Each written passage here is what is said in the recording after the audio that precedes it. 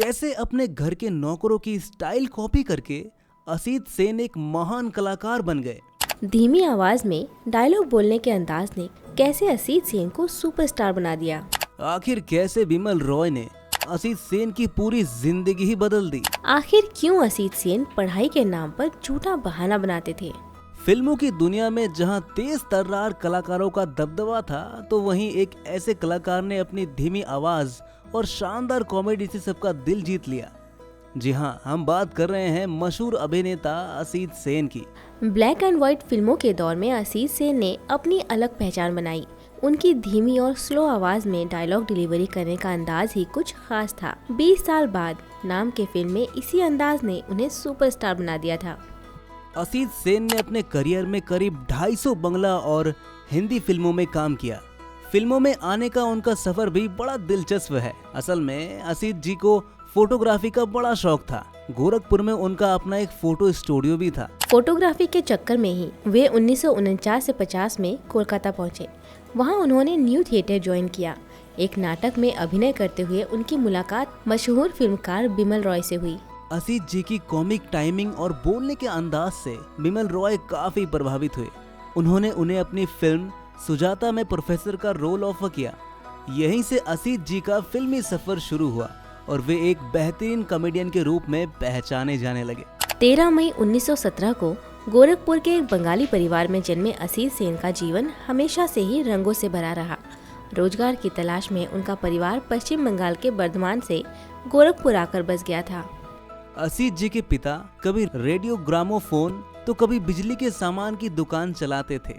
दुकानदारी उनका मन नहीं मोहती थी, लेकिन फोटोग्राफी का उनका जुनून उन्हें हर समारोह में खींच ले जाता था।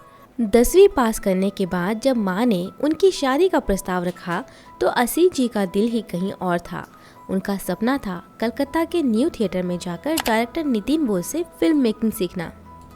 लेकिन कलकत्ता जाने का रास्ता कैसे खोजें? तभी एक शादी के बहाने उन्हें कलकत्ता जाने का मौका मिला।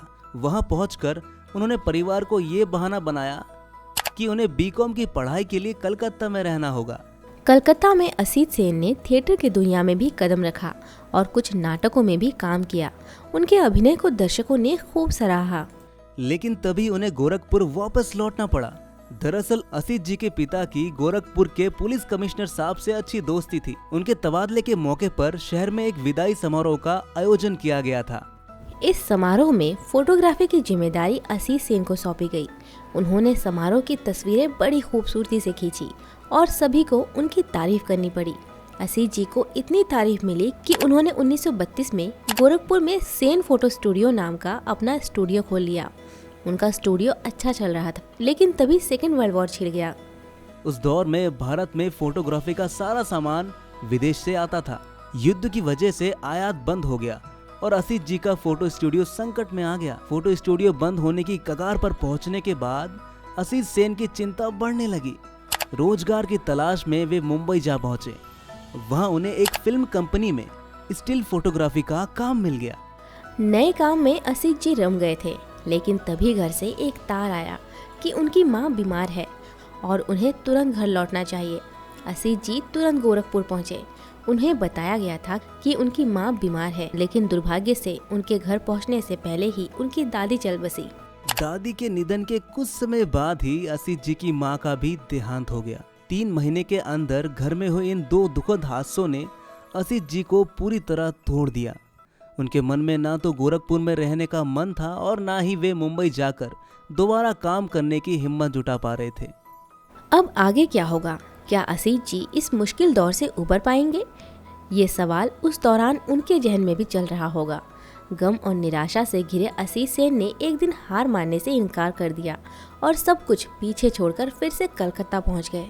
1960 में दिए गए एक इंटरव्यू में असित जी ने खुद बताया था कि कलकत्ता में उनकी मुलाकात उनके दोस्त कृष्णकांत से हुई, जो फिल्म बनफूल में अभिनेत्री कानन बाला के साथ काम कर रहे थे। कृष्णकांत ने उनकी मुलाकात अभिनेत्री सुमित्रा देवी और उनके पति देव मुखर्जी से करवाई। ये मुलाकात असित जी के लिए बहुत ही महत्वपूर्ण साबित हुई। सुमित्रा देवी और देव मुखर्जी की बदौलत ही उनकी मुलाकात मशहूर फिल्म निर्माता बिमल रॉय से हुई। उस समय बिमल रॉय अपनी पहली बंगाली फिल्म उदयर पाथे बना चुके थे और अब हिंदी फिल्मों में हाथ आजमाने की तैयारी कर रहे थे। उन्हें एक ऐसे असिस्टेंट की तलाश थी जो हिंदी भाषा में माहिर हो। असीत जी की हिंदी में पकड़ अच्छी थी, इसीलिए उन्हें बिमल रॉय का असिस्टेंट बनने का मौका मिला। वो पहले से ही 2 असिस्टेंट रख चुके थे, तो असीत जी तीसरे असिस्टेंट बने। लेकिन अपने काम और लगन से धीरे धीरे वे बिमल रॉय के पहले असिस्टेंट बन गए। इसके साथ ही उन्होंने कुछ फिल्मों में छोटे मोटे किरदार भी निभाने शुरू कर दिए। उनकी पहली फिल्म हमराही थी, जिसमें उन्होंने एक छोटा सा रोल प्ले किया था।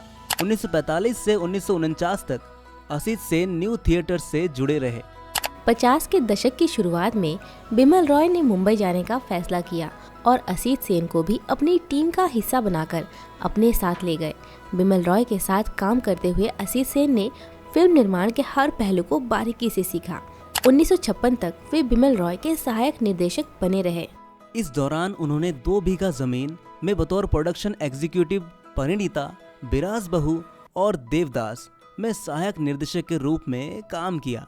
1956 में बिमल रॉय ने अपनी film company Bimal Roy production के बैनर तले फिल्म परिवार का निर्देशन असीत सेन को सौंपा। ये फिल्म असीत जी के निर्देशन की पहली फिल्म थी। इसके तुरंत बाद ही 1957 में उन्होंने फिल्म अपराधी कौन का निर्देशन किया। इन 2 फिल्मों को निर्देशित करने के बाद असीत जी फिर से अभिनय की ओर लौटना चाहते थे, लेकिन किस्मत ने उन्हें कुछ और ही रास्ता दिखाया। फिल्म परिवार और अपराधी कौन की सफलता ने असीत सेन को एक सफल फिल्म निर्देशक के रूप में स्थापित कर दिया था। अब उनके पास फिल्में चुनने की भरपूर आज़ादी थी, लेकिन अब इन 2 फिल्मों को डायरेक्ट करने के बाद असीत फिर से अभिनय की ओर मुड़ना चाहते थे। उन्होंने फिल्म छोटा भाई साइन कर ली। इस फिल्म में असीत को बुद्धू नौकर के किरदार में कॉमेडी करनी थी। उन्हें कुछ नहीं सूझ रहा था कि क्या किया जाए। तभी उन्हें ख्याल आया कि बचपन में उनके घर में एक नौकर एकदम स्लो टेम्पो में बोलता था, काहो बाबू का करत अब। असीत सेन ने उसी स्टाइल को कॉपी कर लिया। ये ट्रिक काम कर गई और असीत सेन के पास कॉमेडी रोल्स की लाइन लग गई। बेहद कम स्पीड में डायलॉग बोलने वाले स्टाइल की वजह से डायरेक्टर उनसे हर फिल्म में इसी तरह डायलॉग बोलने की मांग करने लगे। खुद बिमल रॉय ने असीत की डायलॉग डिलीवरी से प्रभावित होकर उन्हें फिल्म सुजाता में रोल दिया।